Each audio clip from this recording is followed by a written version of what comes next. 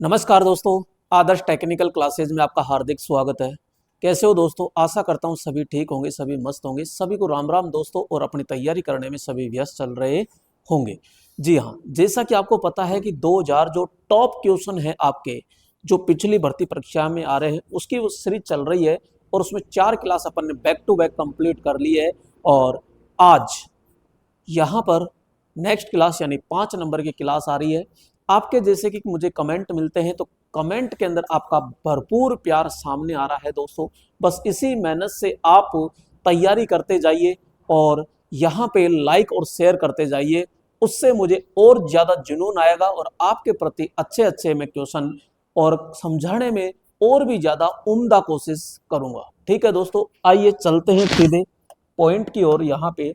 और सीधा यहाँ पे हम बात कर रहे हैं जो 2000 टॉप क्वेश्चन चल रहे हैं, उसमें आज क्लास नंबर 5 है।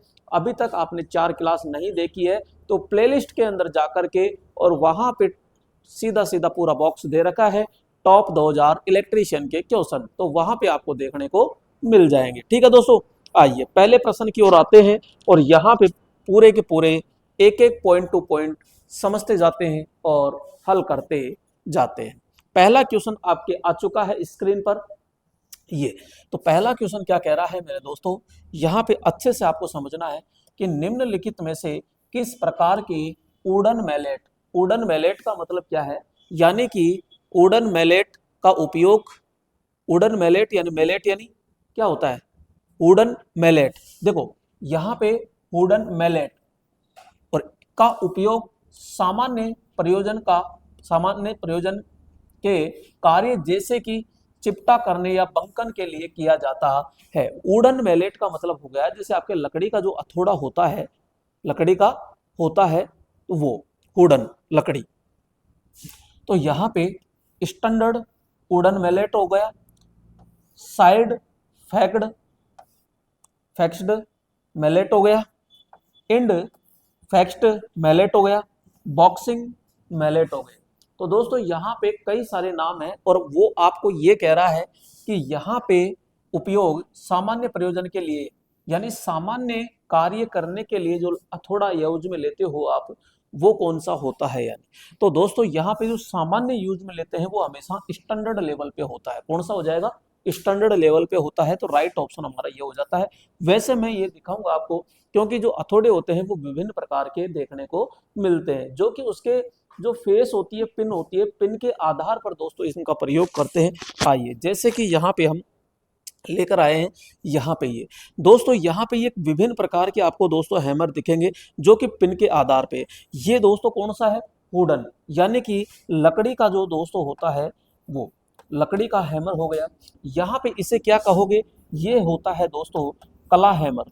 कौन सा हैमर है? कला हैमर। कोई भी लकड़ी के अंदर दोस्तों कील होती है तो उस कील को बाहर निकालने के लिए इसका प्रयोग करते हैं। ये आपके दोस्तों क्रॉस पिन हैमर होती है। यहाँ पे हम कहेंगे क्रॉस पिन। तो दोस्तों ये क्रॉस पिन होती है। यहाँ पे ये भी लकड़ी का होता है। ये दोस्तों आपके स्ट्रेट पिन, सॉरी, ये है आपके क्रॉस पिन और ये है दोस्तों स्ट्रेट पिन हैमर। क्योंकि स्ट्रेट पिन यानी सीधी भैंसे की तरह, ये यानी कुल्हाड़ी की तरह होती है। दूसरा ये दोस्तों जैसे आपके फावड़ी होती है, ठीक है, वो तो कुल्हाड़ी की तरह, यानी कि इसमें पिन अलग है, इसमें पिन अलग है। ठीक है, ये दोस्तों आपके सामान्य है। तो ये आपका बॉल पिन होता है। ये इधर का जो दोस्तों होता है आपका, ये फेस होता है। यहाँ पे दोस्तों ये जो भाग होता है ये नेक होता है और ये जो पूरा भाग होता है ये चीक होती है। और दोस्तों मैं दिखाऊं आपको, इसमें किसी में भी नहीं दिखाई दे रहा है। तो यहाँ पे दोस्तों पीछे की तरफ होता है वो वेज होता है, जहां से आपको पोल के अंदर से भैंसा दिखाई देता है तो उसे वेज कहते हैं। ठीक है, तो ये पूरे के पूरे दोस्तों आपको हैमर हो गए। और ये जिसे आप बड़ा हथौड़ा जो 2 किलो से अधिक का होता है, 10 किलो तक वो होता है, जिसे आप अपनी भाषा में क्या कहते हो? झूमरा कहते हो। नेक्स्ट यहाँ पे हम आते हैं आगे की ओर। और दोस्तों यहाँ पे निम्नलिखित में से कौन सा IEEE मानक विद्युत प्रणालियों और उपकरणों की ग्राउंडिंग पर केंद्रित है? तो दोस्तों यहाँ पे ये एक प्रणाली होती है, ठीक है, इलेक्ट्रिकल इलेक्ट्रॉनिक और इंस्ट्रूमेंट के अंदर ये आते हैं। तो यहाँ पे आपसे क्वेश्चन पूछ रहा है किस प्रणाली के अंदर उपकरण और ग्राउंडिंग। तो दोस्तों ये ग्राउंडिंग शब्द आता है ना, ये आता है आपके 80 के अंदर। किसके अंदर आता है? 80 के अंदर आता है। तो यहाँ पे ये 80 के अंदर आता है। दूसरा दोस्तों यहाँ पे मैं बात करूंगा, ये जितने भी होते हैं आपके इलेक्ट्रॉनिक्स उपकरण होते हैं उनके द्वारा आता है। तो यहाँ पे इलेक्ट्रॉनिक्स उपकरणों में आता है। ये जो दोस्तों आता है आपके जो पावर सिस्टम होता है, पावर सिस्टम उसके अंतर्गत आता है। तो यहाँ पे मैं कहूँगा पावर उपकरण कह दीजिए, पावर उपकरण के अंदर आता है, ठीक है। और यहाँ पे जो आपके ट्रैक्शन कार्य होते हैं, ट्रैक्शन कार्य वहाँ पे दोस्तों प्रयोग किया जाता है। तो इसमें राइट ऑप्शन तो कौन सा हो जाएगा? A option. यहाँ पे हम बात करते हैं दोस्तों मोटी फिल्म, थिक फिल्म प्रतिरोधक के विनिर्माण के लिए निम्नलिखित में से कौन सी प्रक्रिया की जाती है। तो दोस्तों ये मोटी फिल्म प्रतिरोधक, एक होता है मोटी फिल्म और एक होता है दोस्तों पतली फिल्म। और ये कौन से प्रकार के होते हैं? तो ये होते हैं आपके स्थिरमान प्रतिरोधक के प्रकार के होते हैं। तो दोस्तों मोटी फिल्म जो होते हैं ये भी दोस्तों 3 प्रकार के होते हैं।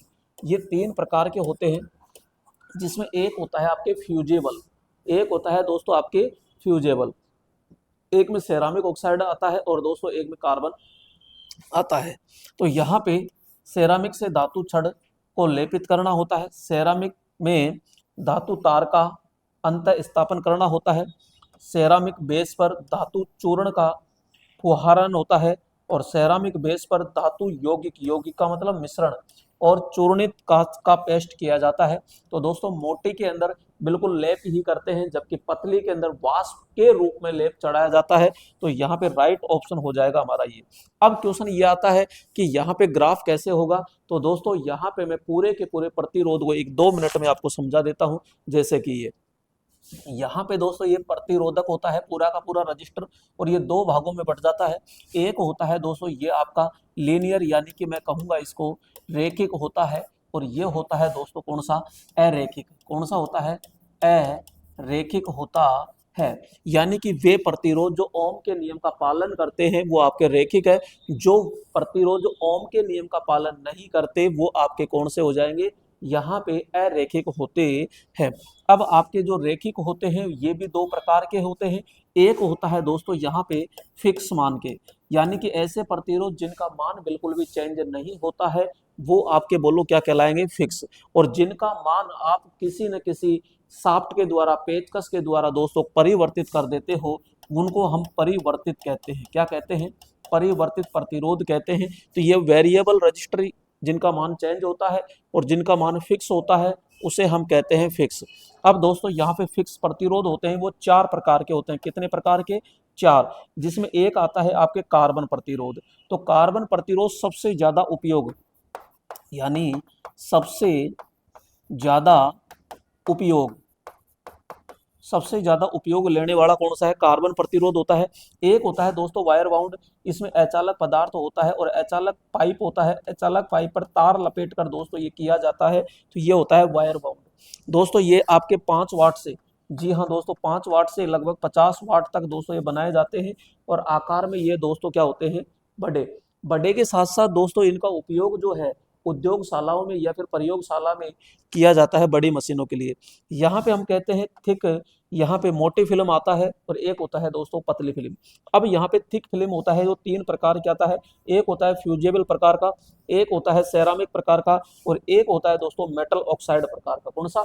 मेटल ऑक्साइड प्रकार का दोस्तों होता है। इसी प्रकार से यहाँ पे 2 प्रकार के दोस्तों ये होते हैं पतली के। यहाँ पे कार्बन फिल्म आता है और एक मेटल फिल्म आता है। कौन सा? मेटल फिल्म प्रकार का होता है। यहाँ पे हम कहते हैं कि जो आपके नॉन लीनियर रजिस्टर होता है ये 204 प्रकार के होते हैं। कितने प्रकार के? 4 प्रकार के होते हैं। ऐसे प्रतिरोध जो ओम के नियम के अनुसार V बराबर IR यानी तापमान पर दोस्तों ऐसे ओम के नियम का पालन नहीं करते हैं तो वो अरैखिक कहलाते हैं। एक होता है थर्मिस्टर, ये दोस्तों किस पर काम करता है? ताप पर कार्य करता है। ये ताप पर दोस्तों क्या करेगा? कार्य। लेकिन ये 2 प्रकार के होते हैं दोस्तों। एक होता है PTC, यानी पॉजिटिव टेम्परेचर कोफिशिएंट, एक होता है यहाँ एनटीसी नेगेटिव टेम्परेचर कोफिशिएंट होता है। दूसरा दोस्तों यहाँ पे हम बात देखो, इसमें दोस्तों जो आपका प्रतिरोध होता है वो तापमान के क्या होता है, समानुपाती, जबकि एनटीसी में जो प्रतिरोध होता है वो तापमान के क्या होता है, विलोम अनुपाती होता है। इसका ताप गुणांक ऋणात्मक होता है, इसका ताप गुणांक दोस्तों धनात्मक होता है।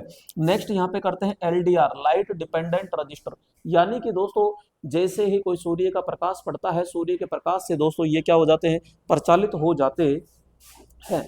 तो ये थोड़ा सा आपको ध्यान रखना है, ठीक है। तो यहाँ पे सूर्य के प्रकाश से दोस्तों क्या हो जाएगा, प्रचालित हो जाता है।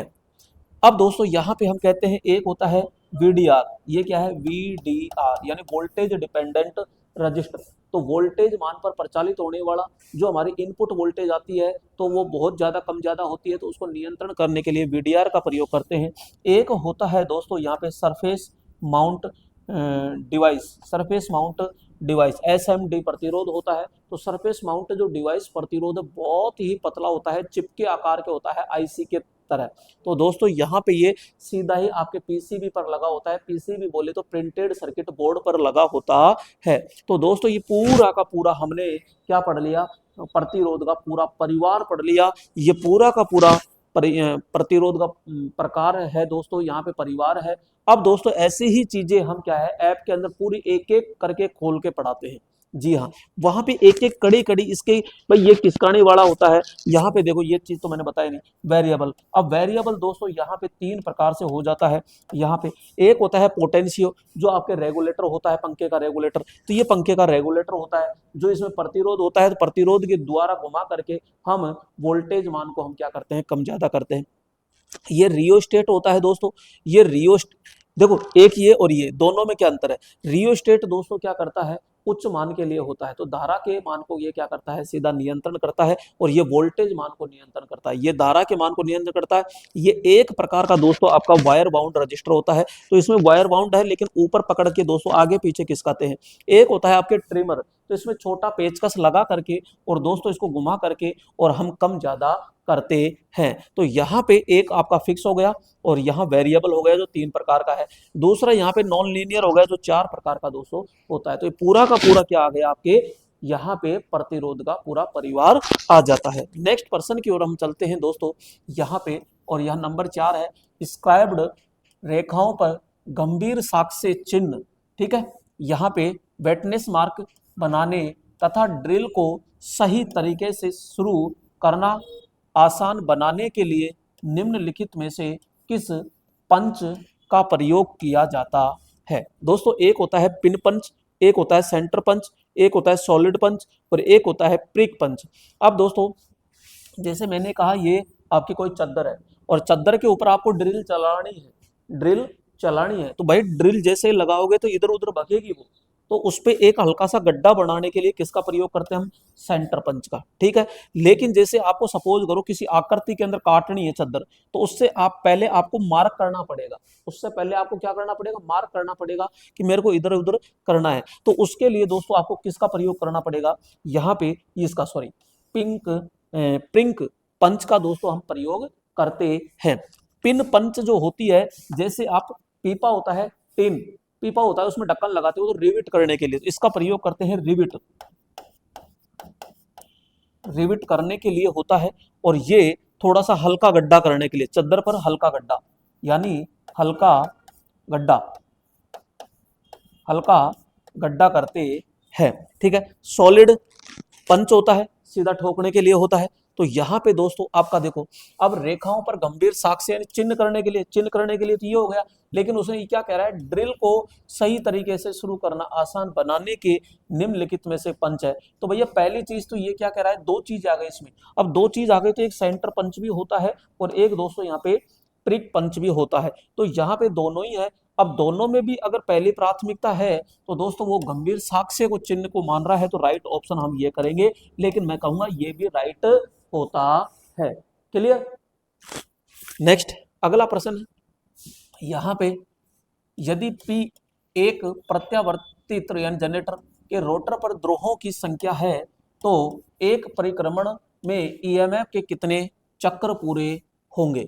तो दोस्तों यहाँ पे कितने चक्र पूरे होंगे, P एक क्या है, प्रत्यावर्तित के रोटर पर द्रोहों की संख्या है तो P, तो P कितने हैं, तो एक परिक्रमा पूरा करता है, तो एक परिक्रमा में पूरा है तो आधा ये बनाएगा और आधा ये बनाएगा, यानी आधा एक तो आपका P पोल होता है, एक जैसे NS कहते हो ना आप, N और S, नॉर्थ पोल और साउथ पोल, तो यहाँ पे दो होते हैं, लेकिन कह रहा है एक परिक्रमा में EMF कितने चक्र पूरे होते हैं, तो एक पोल पर एक प्रत्यावर्ती रोटर पर द्रोहों की संख्या है, तो P है संख्या, तो एक परिक्रमा में EMF के कितने चक्र होंगे, तो यहां पे P/4 P ये और ये 2P, तो यहां पे हम कहते हैं कि एक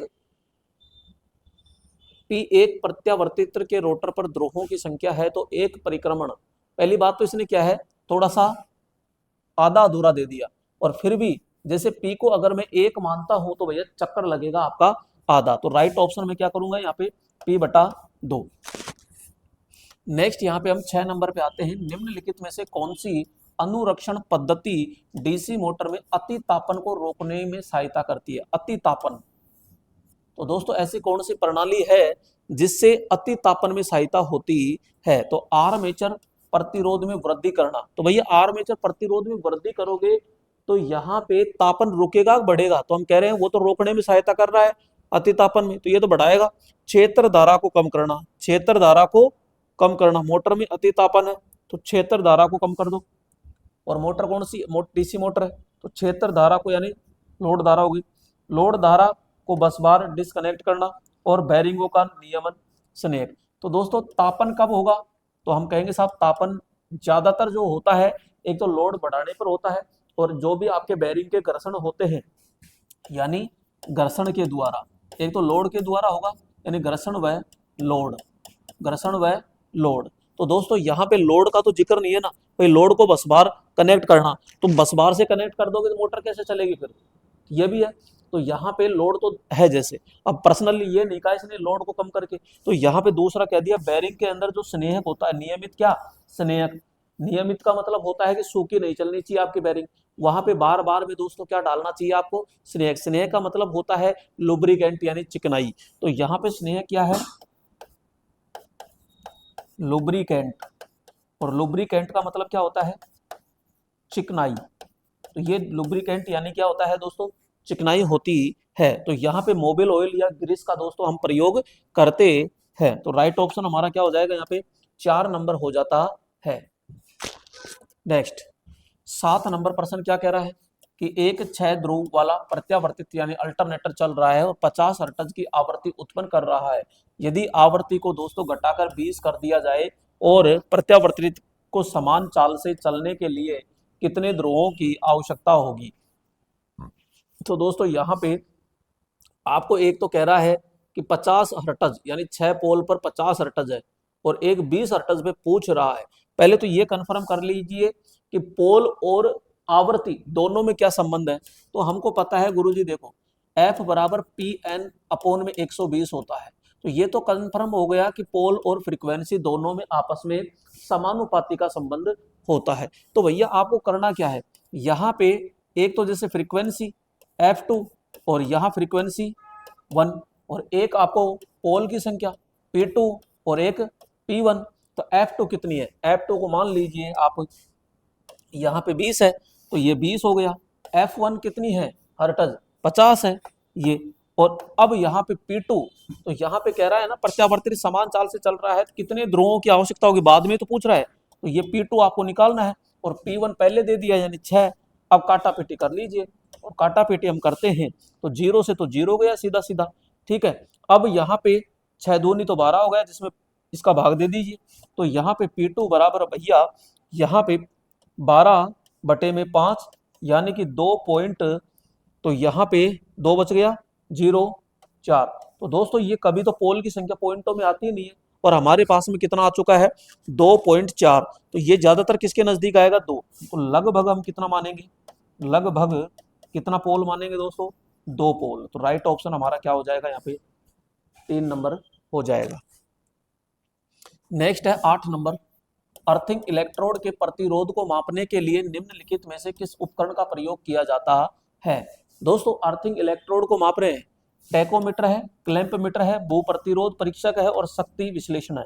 टैकोमीटर दोस्तों क्या करता है, तो यहाँ पे कहते हैं एक तो दोस्तों वाहन, तो वाहनों में तो दोस्तों क्या मापता है, ये रेखीय गति को मापता है। और किस में मापता है, तो किलोमीटर प्रति हावर के अंदर मापता है। जबकि दोस्तों यहाँ पे जो मोटर होती है, मोटर या मोटरों की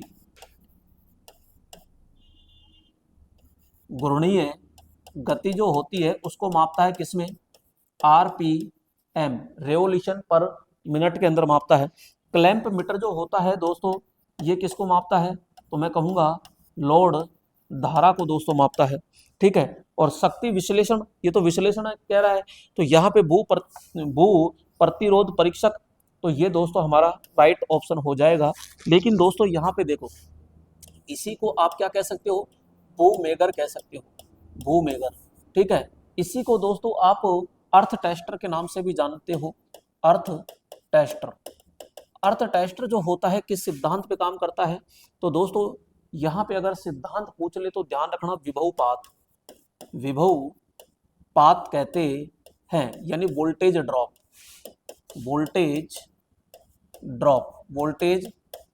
और दूसरा दोस्तों यहाँ पे किस पर काम करेगा, एसी पर। दोस्तों इसके अंदर ध्यान रखना, अगर आपसे कॉइल पूछे तो इसमें दो सीसी होती है और दो ही क्या होती है, पीसी होती है। इसमें दो सीसी होती है और दो ही पीसी होती है। यानी कि दोस्तों इसमें C1 के साथ में तो P1 आ जाएगा, इन दोनों का कॉम्बिनेशन करके और जमीन के अंदर एक इलेक्ट्रोड को दोस्तों गाड़ दिया जाता है। इधर दोस्तों यहाँ पे एक होती है P2 और एक होती है दोस्तों C2। एक इलेक्ट्रोड इसका होता है, एक इलेक्ट्रोड इसका होता है, ठीक है। इन दोनों के बीच में न्यूनतम जो गैप होता है वो आपके 10 मीटर भी होता है और 20 मीटर भी दोस्तों होता है। बिल्कुल न्यूनतम छोटी प्रणाली है तो 10 मीटर का, मध्यम है तो दोस्तों 20 मीटर का, और उच्चतम प्रणाली होती है तो 50 मीटर का न्यूनतम गैप इनके मध्य में, इलेक्ट्रोडों के मध्य में रखा जाता है। और इनके द्वारा दोस्तों हम क्या ज्ञात कर लेते हैं, अर्थ प्रतिरोध माप लेते हैं। जैसे ट्रांसफार्मर का अर्थ प्रतिरोध, कोई उपकरण होते हैं, सीटीपीटी का अर्थ प्रतिरोध है, कोई टावर का है तो उसका प्रतिरोध आसानी से माप लिया जाता है। नेक्स्ट अगला क्वेश्चन आता है दोस्तों यहाँ पे 9 नंबर, डायक के निर्माण के लिए प्राय किस प्रकार के दोस्तों अर्धचालक पदार्थ का उपयोग किया जाता है।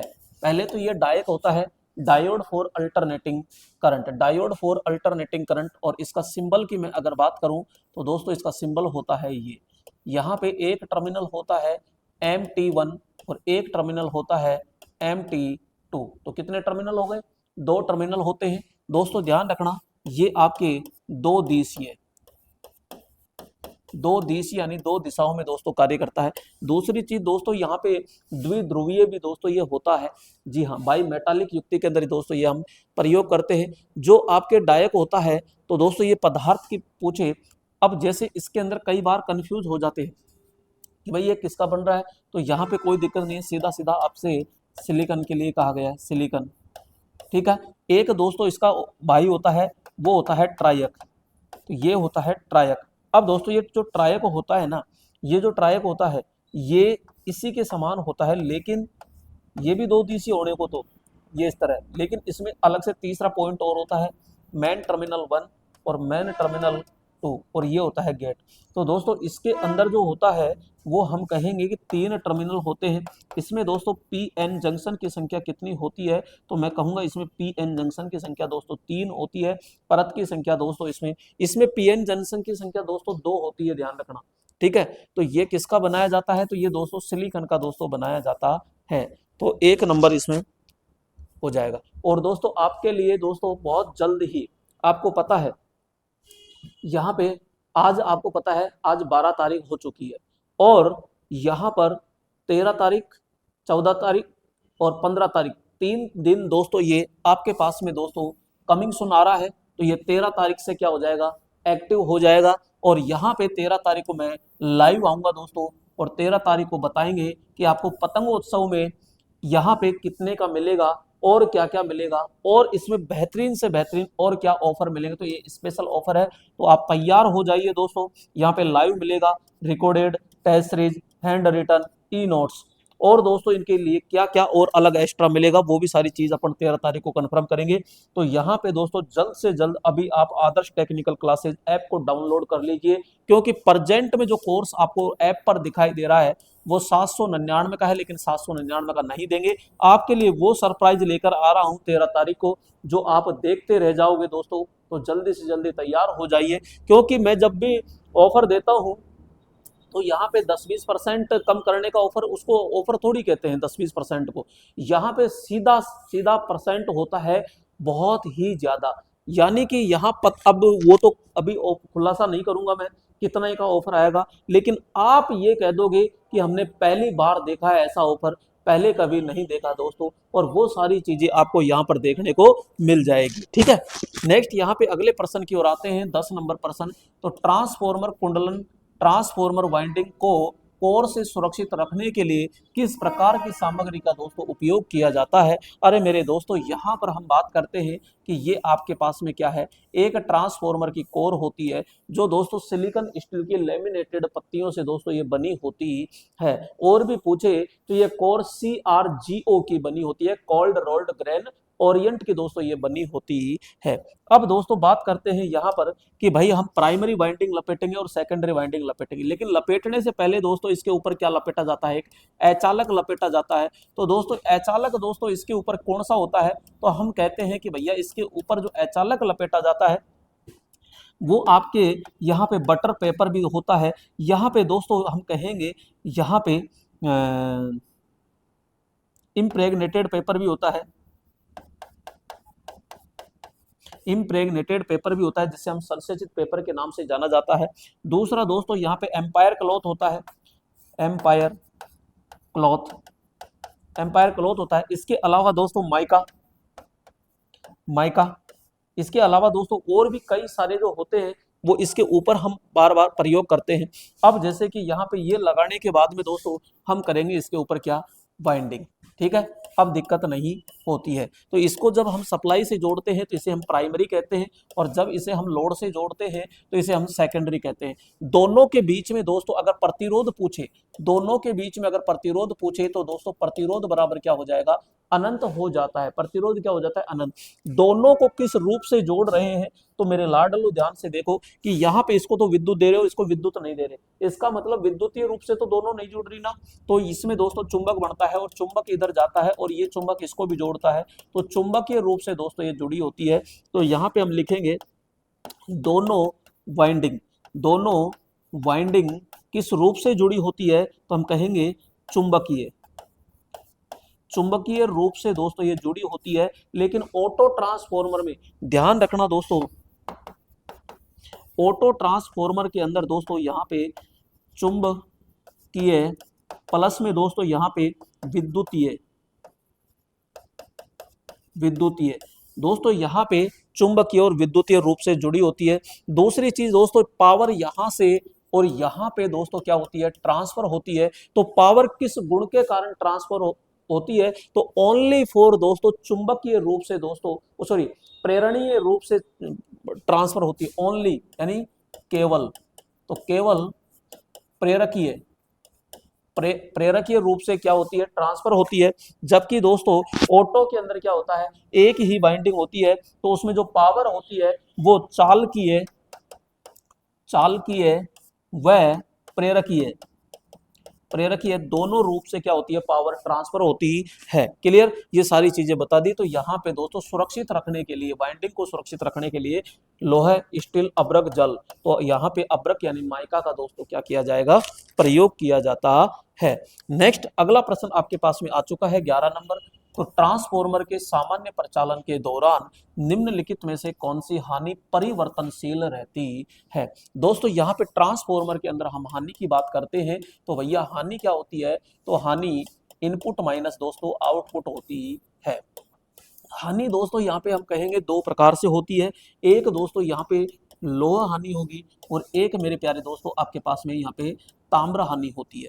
लोहा हानि होती है वो दोस्तों किस पे निर्भर करती है, तो यहाँ पे मैं कहूँगा निर्भर, तो यहाँ पे निर्भर की बात करते हैं, तो ये निर्भर किस पे करती है, फ्रीक्वेंसी पर, जबकि ये निर्भर किस पर करती है दोस्तों, लोड पर निर्भर करती है। यहाँ पे हम कहेंगे निर्भर, निर्भर नहीं करती, तो ये दोस्तों किस पर निर्भर नहीं करती, तो हम कहेंगे कि ये लोड पर दोस्तों निर्भर नहीं करती, जबकि ये दोस्तों आवर्ती पर निर्भर नहीं होती है।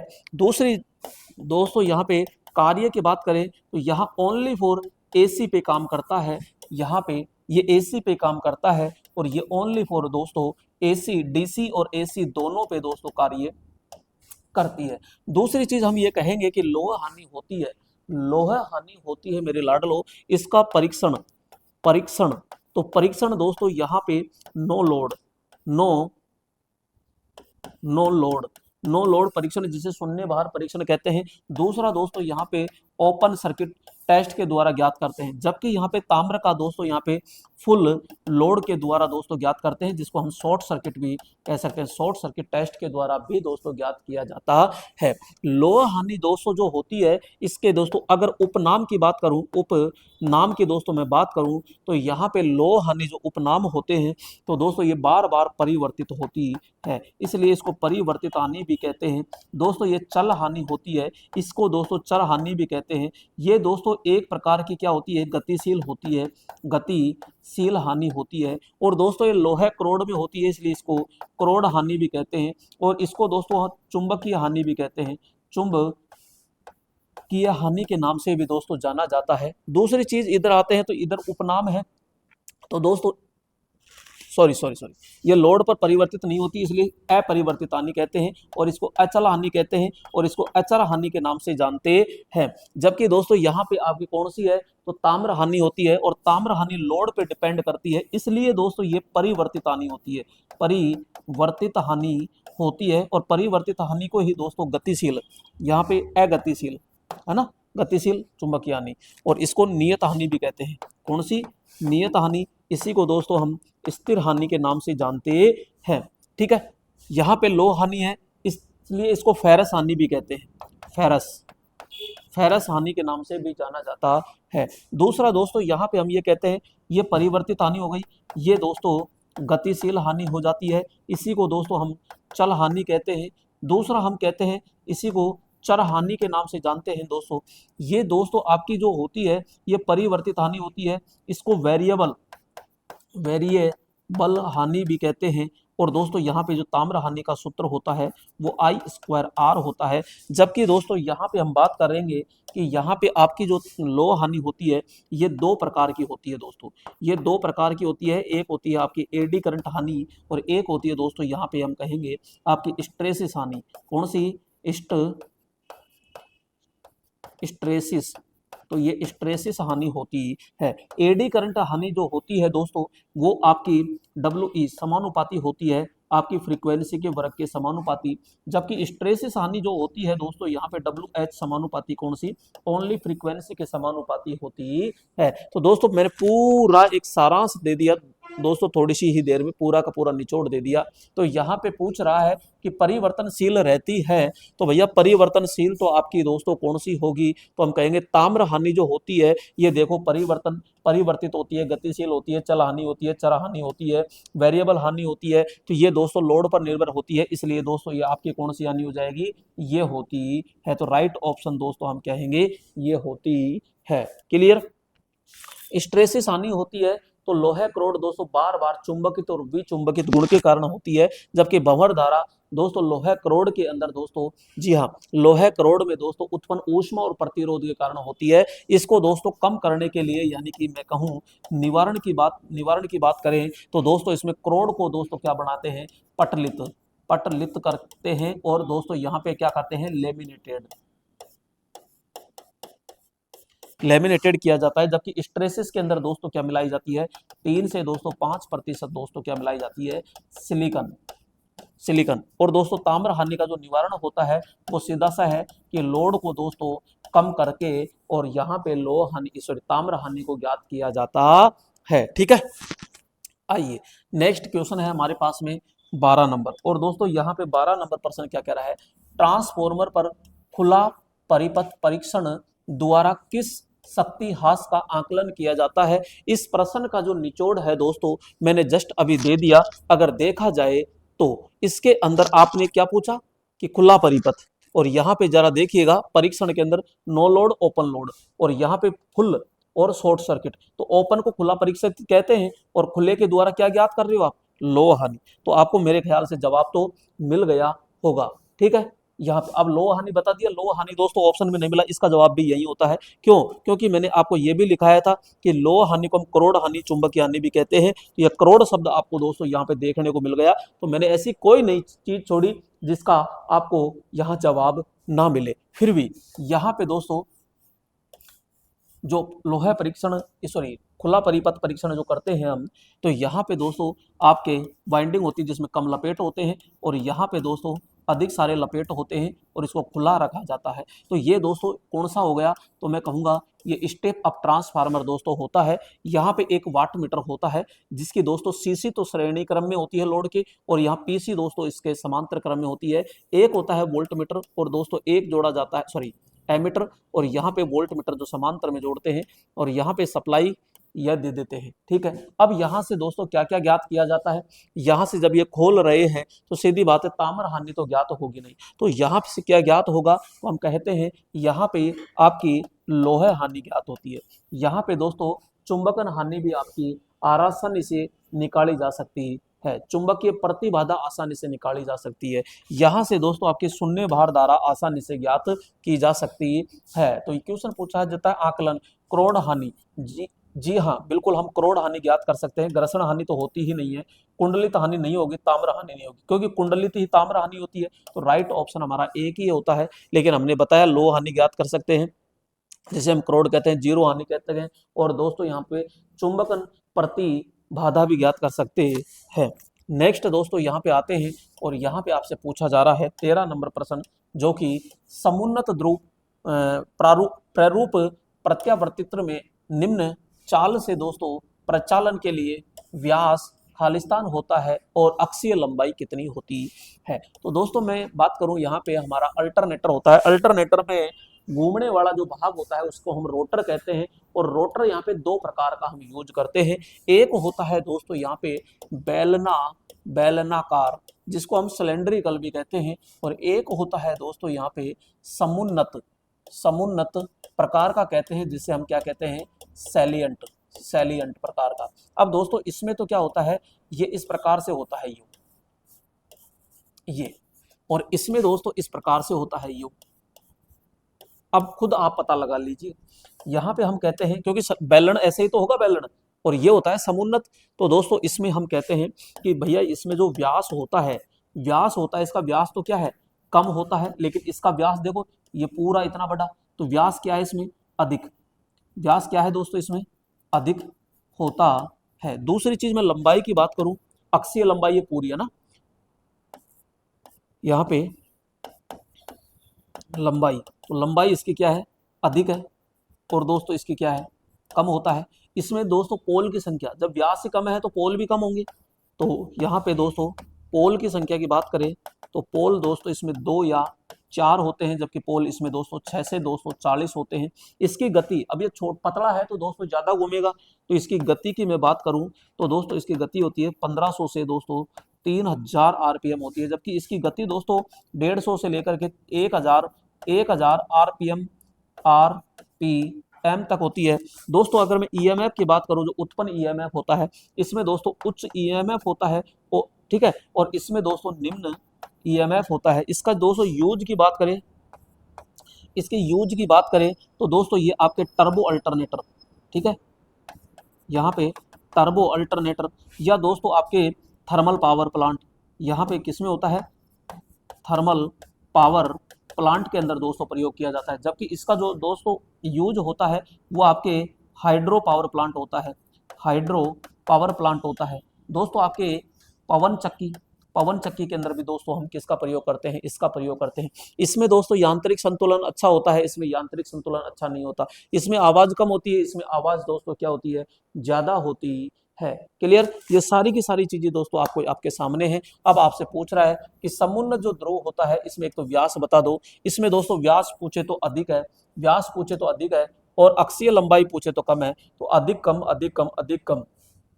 अधिक और कम, यानी कि व्यास तो क्या हो जाएगा, बड़ा, और लंबाई क्या हो जाएगी, कम। ठीक है, कम का मतलब छोटी, तो राइट ऑप्शन हमारा क्या हो जाएगा यहाँ पे 2 नंबर हो जाता है। नेक्स्ट दोस्तों यहाँ पे हम बात करते हैं, अगला प्रश्न आपके सामने है जो कि 14 नंबर है। एक DC generator 200 voltage 25 ampere load धारा वहन करता है। इसने डीसी जनरेटर का कोई भी आकार प्रकार कोई कुछ नहीं दिया, और यदि दोस्तों उत्पन्न ईएमएफ 205 वोल्ट है तो आर्मेचर का दोस्तों प्रतिरोध ज्ञात किया है। कोई दिक्कत नहीं है, जैसी आपकी इच्छा है हम करने के लिए तैयार हैं। आर्मेचर का दोस्तों क्या पूछ रहा है, वो प्रतिरोध पूछ रहा है।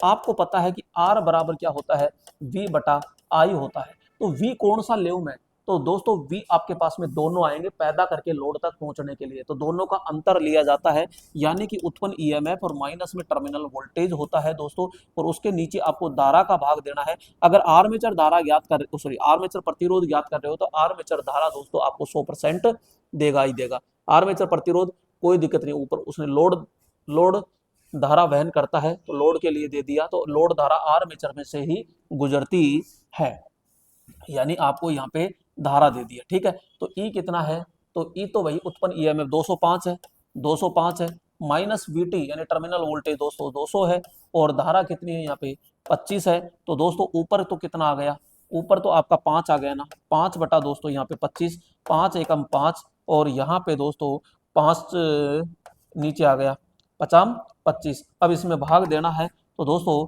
नहीं जा रहा, हमने पॉइंट लगा दिया ऊपर 0 और 2 बार गया भाग, तो यहाँ पे हम कहेंगे ये 0.2 ओम, 0.2 ओम, 0.2 ओम, यानी 0.2 ओम को ही हम क्या कहते हैं 0.20 ओम के रूप में जाना जाता है।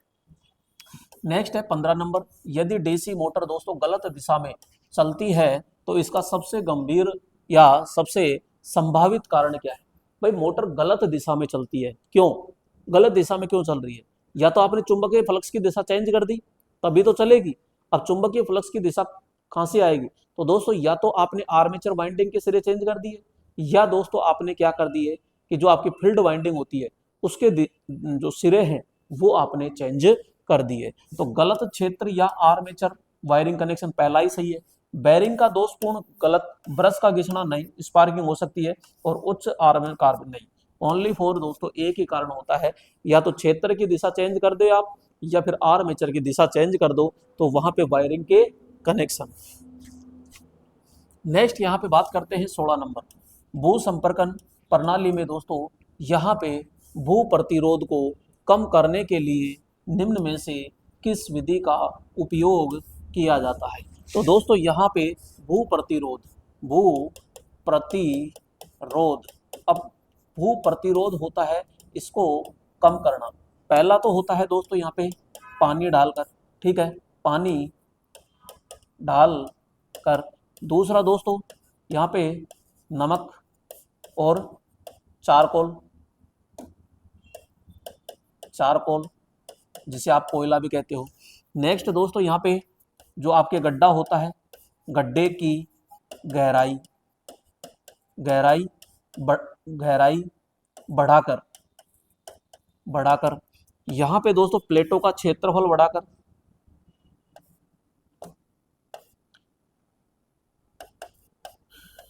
प्लेटों का क्षेत्रफल क्योंकि आपको पता है प्रतिरोध क्षेत्रफल के क्या होता है विलोमानुपाती, और यही तो पूछ रहा है कि विधि का उपयोग किया जाता है कम करने के लिए। क्षेत्रफल बढ़ जाएगा तो प्रतिरोध क्या हो जाएगा, कम हो जाएगा। प्लेटों का क्षेत्रफल बढ़ाकर, गहराई बढ़ाकर, और दोस्तों इसमें पानी डालकर, और हम कहते हैं 2-4 अगर कनेक्शन है तो समांतर में जोड़कर, ठीक है। तो ये सारे के सारे आप अपना सकते हो।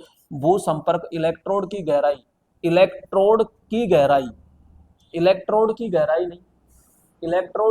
नहीं, गहराई का मतलब ये कह रहा है इलेक्ट्रोड की लंबाई के तो विलोमानुपाती, लंबाई के तो समानुपाती है प्रतिरोध, तो ये काम तो नहीं करेंगे। विद्युत रोधी भू संपर्क केबल का प्रयोग करके नहीं भाई साहब, अर्थ और न्यूट्रल के बीच की दूरी को कम करके नहीं। भू संपर्कन के लिए बड़े चालक का उपयोग करके, बड़े चालक का मतलब है व्यास ज्यादा करके। तो दोस्तों यहाँ पे व्यास को बढ़ा करके, और यहाँ पे हम क्या कर सकते हैं, भू संपर्क केबल का प्रयोग कर, केबल क्यों करेंगे, अर्थ और न्यूट्रल के बीच की दूरी को कम करके नहीं, यहाँ ओनली आएगा बड़े चालक का प्रयोग करके, और राइट ऑप्शन हमारा क्या हो जाएगा यहाँ पे 4 नंबर। नेक्स्ट है दोस्तों यहाँ पे 17 नंबर, असंतुलित 3 फेज प्रणाली में न्यूट्रल धारा होगी। तो दोस्तों असंतुलित का मतलब क्या है कि यहाँ पे हम कह रहे हैं कि भाई यहाँ से क्या निकाल दिया आपने, न्यूट्रल निकाल दिया, और इन तीनों के अंदर दोस्तों धारा आ रही है तो इसमें दोस्तों जाएगी। तो इन तीनों के दोस्तों योग होता है, इन तीनों का दोस्तों जो योग होता है वो इसके बराबर है। यानी कि मैं कहूंगा आर वाई जो बी है, भाई बराबर तो नहीं कह सकता इनको ये, लेकिन दोस्तों ये जोड़ूंगा तो सही, इनको इनको जोड़ूंगा तो सही, और वो किसके बराबर है, न्यूट्रल के बराबर होता है। ठीक है, तो असंतुलित धाराओं के फेजर के योग के बराबर, बिल्कुल फेजर के योग के, भाई इनका फेजर हो गया ये, और ये न्यूट्रल इनके बराबर होगी, क्योंकि हमारा केसीएल क्या कहता है, केसीएल क्या कहेगा भाई कि जितनी आ रही है उतनी जाएगी भी सही। तो ये भी अलग है, ये भी अलग है, ये भी अलग है, भाई तीनों को जोड़ लो ना, कहां दिक्कत है, तीनों को जोड़ लो और वो क्या है, न्यूट्रल से बाहर निकल जाएगी। तो यहाँ पे क्या होगा, योग क्या होगा, बराबर होता है। सदैव शून्य नहीं हो सकती है ना, किसी भी फेज के फेज वोल्टेज उस फेज की प्रतिबाधा के अनुसार बराबर होगी, दो फेजों के नहीं, यहाँ पे और कोई सा भी वो नहीं है। नेक्स्ट 18 नंबर, और 18 नंबर क्या कह रहा है कि एक उपकरण दोस्तों 240 वोल्ट पर प्रचालित होता है तो 480 वाट विद्युत की खपत करता है, और विद्युत प्रवाहित होने वाली धारा कितनी होगी। अब दोस्तों ये कह रहा है धारा कितनी होगी, आपको वाट दे दिया और वोल्टेज दे दिया, यानी आपको पता है P बराबर वी आई होता है, तो आपसे I तो पूछ रहा है, तो I बराबर P बटा क्या होता है, V होता है। तो P कितना है, 480 है, और यहाँ पे V कितना है, तो 240 होता है। तो 240 का इसमें भाग देते हो तो भाई I बराबर सीधा सीधा कितना आ जाएगा, तो हम कहेंगे 2 एम्पियर। कितना आ जाएगा, 2 एम्पियर। तो राइट आंसर क्या हो जाएगा यहाँ पे, तो सीधा सीधा आपका यहाँ पे 4 नंबर आपका क्या हो जाएगा, सही हो जाएगा। नेक्स्ट यहाँ पे 19 नंबर प्रश्न क्या कह रहा है, इसको ध्यान से समझिएगा। तो यहाँ पे निम्नलिखित में से कौन सा पी प्रकार के अर्धचालक का उदाहरण है, बहुत अच्छा प्रश्न है। तो मैं पानी पी लेता हूँ, यहाँ पे थोड़ा सा गला खराब है तो गर्मा गर्म आप भी पिए तो आ जाओ भाई थोड़ा सा। हमारे एक बहुत प्रिय स्टूडेंट है, वो पानी लिया था टाइम टाइम पे।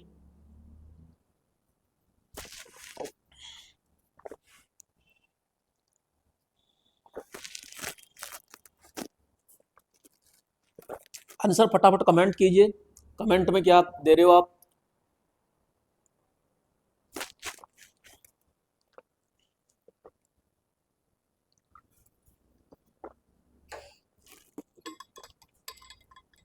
बहुत बहुत धन्यवाद आपको पानी पिलाने के लिए।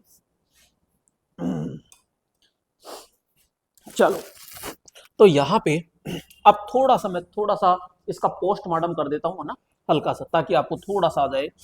दोस्तों यहाँ पे पी प्रकार और एक होता है आपके एन प्रकार, ठीक है, पी प्रकार और एन प्रकार ये कैसे पैदा हुए, तो थोड़ा सा मैं इनको जिक्र कर देता हूं।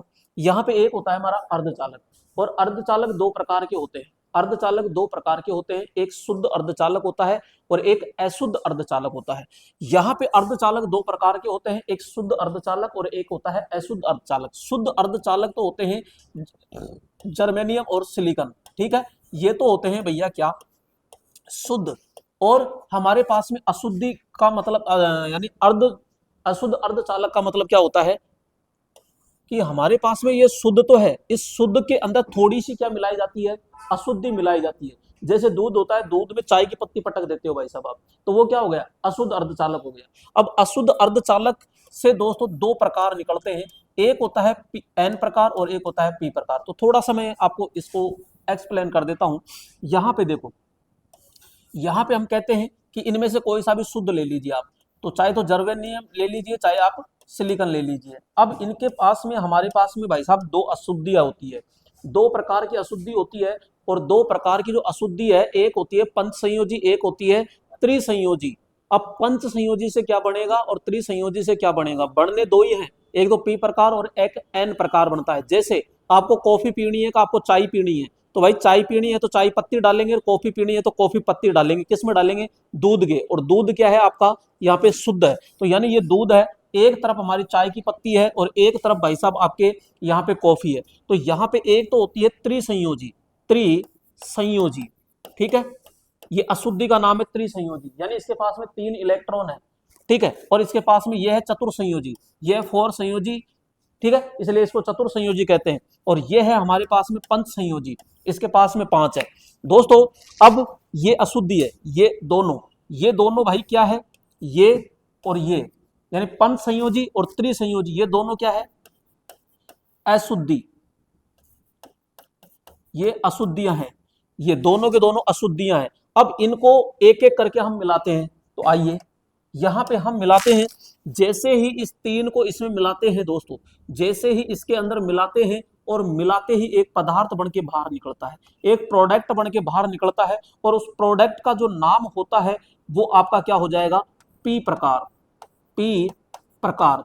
ठीक है, तो यहां से पी प्रकार पदार्थ बाहर निकलता है। और जैसे ही हम एन प्रकार की दोस्तों इस सॉरी ये पंच संयोजी अशुद्धि इसके अंदर मिलाते हैं और इसमें मिलाने के बाद एक प्रोडक्ट तैयार होता है, उसको कहते हैं हम एन प्रकार, एन प्रकार। अब क्वेश्चन ये आता है कि पंच संयोजी तो कौन कौन सी है और त्रिसंयोजी कौन कौन सी है। तो मेरे दोस्तों यहां पे थोड़ा सा ध्यान रखिएगा, यहां पे एक होता है यहां, तो यहां पे देखो, एक तो त्रिसंयोजी में बात करूं, इंडियम, गैलियम,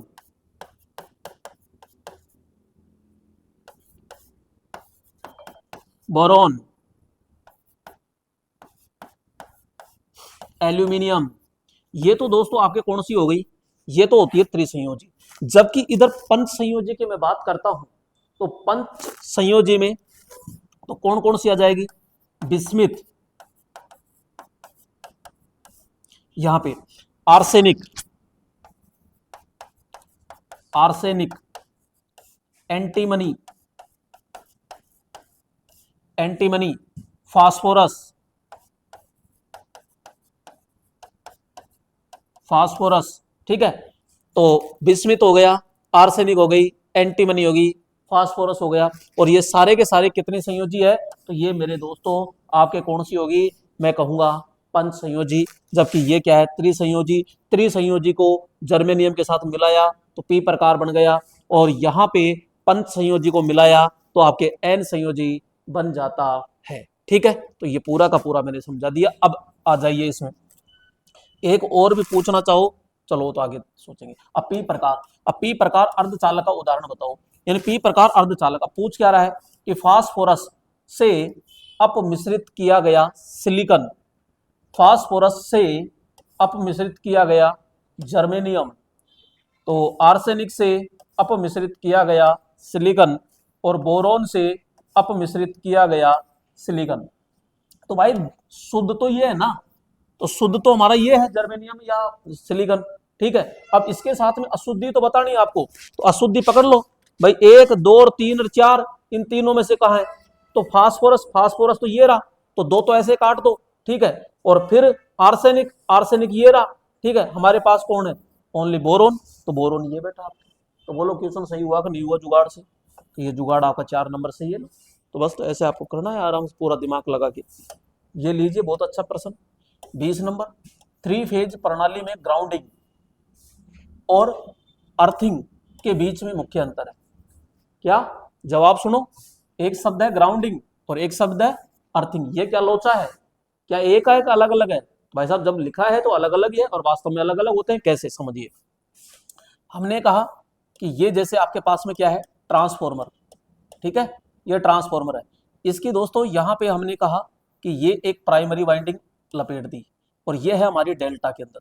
यहाँ पे हम कह रहे हैं कि एक यहाँ पे स्टार में दोस्तों ये वाइंडिंग है। जब ये स्टार में है तो दोस्तों यहाँ से न्यूट्रल लेओगे कि नहीं लेओगे, लेओगे, तो ये न्यूट्रल निकल गया। ठीक है, अब दोस्तों हम ये भी तो कह रहे हैं, अभी मैंने समझाया, क्या समझाया कि गुरुजी आपने अभी ये कहा कि इससे धारा बाहर निकलेगी, इससे भी धारा बाहर निकलेगी, इससे भी धारा बाहर निकलेगी, 3 से जाएगी तो दोस्तों 1 से लौट के वापस भी तो आएगी, और वापस लौट के आएगी तो इसी में तो आएगी, और ये भाई कहाँ जाएगी फिर, ये जाएगी नीचे, और नीचे जाती है तो उस शब्द को हम कहते हैं ग्राउंडिंग। अगर न्यूट्रल को आप जमीन से जोड़ रहे हो तो उसको कहते हैं हम ग्राउंडिंग। क्या, न्यूट्रल को, कनेक्शन को, संयोजन को अगर जोड़ रहे हो तो। दूसरी भाषा में हमारा ये पूरा बॉडी है, तो इस बॉडी को भी तो दोस्तों धरातल से जोड़ेंगे, और इसको जब जोड़ते हैं तो उसे हम कहते हैं अर्थिंग। यानी किसी उपकरण को या उपकरण की बॉडी को हम धरातल से जोड़ते हैं तो उसे अर्थिंग कहते हैं, और न्यूट्रल बिंदु को जब धरती से या जमीन से भू से जोड़ते हैं तो उसे हम कहते हैं ग्राउंडिंग। तो ये तो है दोस्तों यहाँ पे ग्राउंडिंग, ये तो है ग्राउंडिंग और ये है अर्थिंग। अर्थिंग अब ईमानदारी से बताना, अब से पहले आप अलग अलग पढ़ते थे या फिर एक ही पढ़ते थे? तो ये चीज अब देखो, ग्राउंडिंग केवल विद्युत उपकरणों की बॉडी को पृथ्वी से जोड़ता है। ग्राउंडिंग बॉडी को थोड़ी जोड़ता है, न्यूट्रल जोड़ता है, तो पहला तो ऐसे गलत हो गया। ग्राउंडिंग का उपयोग विद्युत उपकरणों को वोल्टेज प्रोत्कर्ष से बचाने के लिए किया जाता है, जबकि अर्थिंग का उपयोग प्रणाली अतिरिक्त लोड को रोकने के लिए किया जाता है। आगे सुनो, ग्राउंडिंग धारा के लिए वापसी, ग्राउंडिंग धारा के लिए वापसी पथ प्रदान करती है, जबकि अर्थिंग दोष धारा के लिए सुरक्षित पथ प्रदान करती है।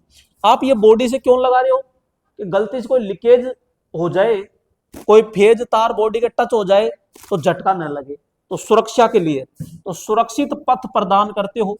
और ये तीन भाई साहब जा रहे हैं तो वापस आएंगे, तो वापसी पथ के लिए कौन है? ये क्या कह रहा है कि वापसी पथ के लिए प्रदान करते हैं कौन? ग्राउंडिंग। जबकि अर्थिंग दोष के लिए सुरक्षित पथ कौन है? ये भाई दोनों ही तो सुरक्षा के लिए है, ये तो वापसी के लिए और ये सुरक्षा के लिए, तो राइट ऑप्शन होता है। जबकि ये कह रहा है ग्राउंडिंग और अर्थिंग का उपयोग एक दूसरे के स्थान पर किया जाता है और इनमें कोई बड़ा अंतर नहीं है। गलत बात है, अंतर तो काफी सारा है। तो आपका राइट ऑप्शन क्या हो जाता है?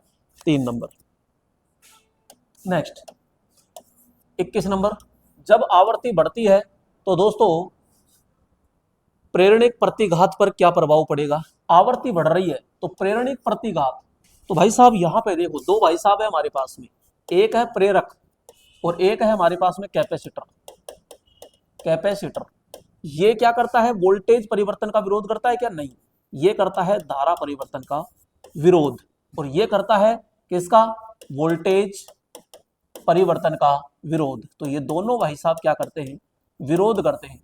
जब ये विरोध करते हैं तो विरोध करने के कारण एक गुण निकल के आता है इसमें से XC, और ये भी विरोध कर रहा है तो एक गुण निकल के आता है XL, जिसे हम कहते हैं इंडक्टिव रिएक्टेंस, यानी कि यहाँ पे प्रेरणीय प्रतिघात कहते हैं। और इसका जो मान होता है 2πfL होता है, और इसका मान होता है 1/2πfC।